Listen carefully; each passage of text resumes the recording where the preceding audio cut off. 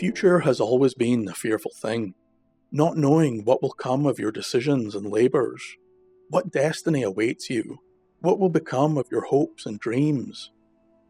At a time of such little information, there is no wonder that all forms of divination and superstition plague the day-to-day choices and help shape the future of many a brave Scot. Scotland has long been known as a very superstitious country. Signs, omens and predictions, known as Manadh, affected each and every decision the Highlander would make. Today we look at a long list of the odd and mystifying superstitions and divinations surrounding journeys and travelling. The vast majority of these superstitions come from a time where most journeys would be on foot, or if you are lucky and wealthy enough, on horseback. Thus, even travelling from one village to the next could take many hours and would be a day-long affair. In the case of travelling from the Highlands down south to the lowland cities, the journey could take days or weeks, moving through the thick forests or barren hills and moors. All this is to say that journeys at the time could be quite dangerous, and many a Highlander has been lost to the mountainous paths and bitter chill of a Scottish winter while travelling. So, to me, it makes perfect sense that the traveller would require all the assistance they could get, and it's here that the superstition begins to seep in. The omens begin early in the day.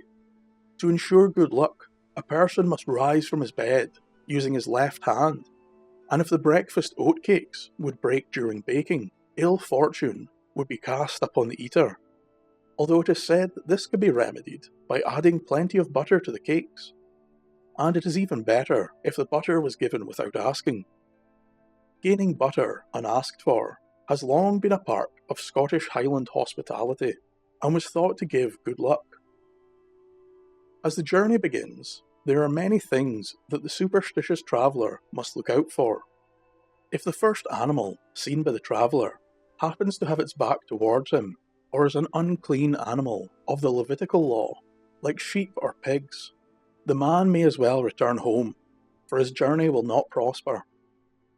The same is true if the shrill cry of a curlew is heard, or a heron is seen. Yet on occasion, all was not lost, and the quick-witted traveller could turn a bad omen to a good omen. For instance, coming across a rat or serpent is ill, but if the creature is killed, the negative force is countered. This certainly shows how much influence nature and the local wildlife has on the land's inhabitants. Another superstition of great importance to the Highlander was meeting people while travelling. To be more specific, the first person you would meet while on a journey could drastically affect the outcome. These were known as people of bad omen, or just in general, unlucky people. One old man who lived in the Isle of Skye tells that he would often send a family member to meet him first if he was to undertake a journey, to keep his fortune good.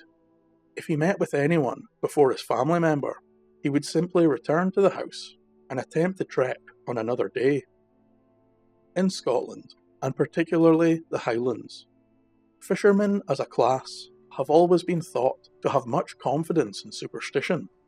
Still to this day, it's not uncommon to find a superstitious Scottish fisherman. So it should be taken as knowledge from authority when a group of fishermen in Ayrshire told of 3 persons who were inauspicious to meet.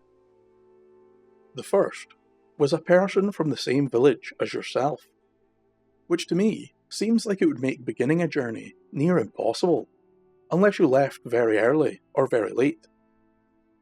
The second was a man with a bare head, but this omen could be turned if the bald man was wearing a hat or covering his head. The third was a man en route to pay his rent. These odd traditions would not only affect the traveller.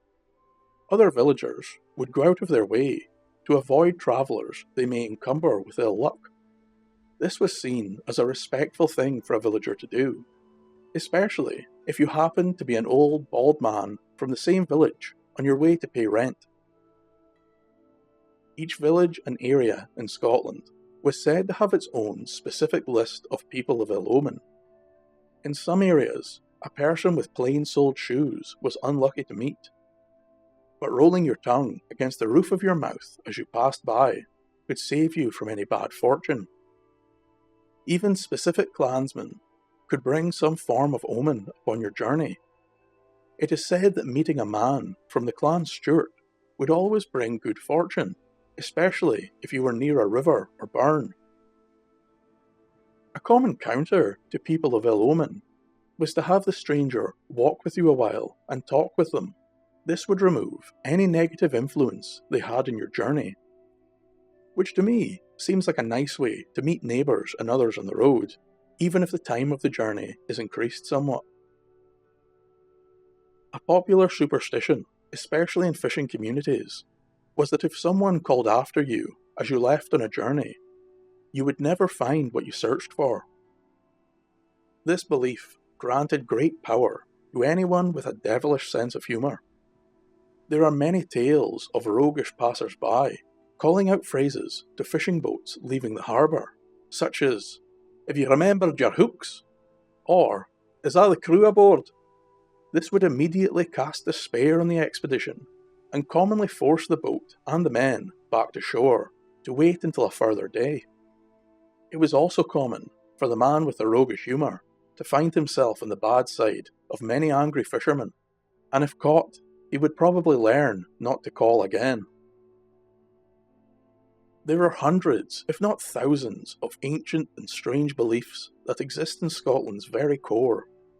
Superstition seems to be intrinsically baked into the soul of the Scots people.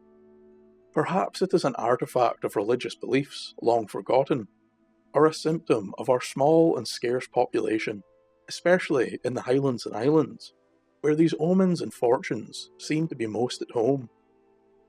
I hope this video has gave you a glimpse into a world that existed many years ago, and yet was so very real for those who lived within it.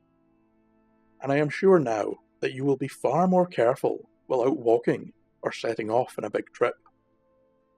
Thank you for listening, and a special thank you to my patrons, who allow me to make these videos and keep our history and folklore alive. Who never to himself hath said, "This is my own and native land," whose heart hath near within him burned, as home his footsteps he hath turned. Slàinte mhath.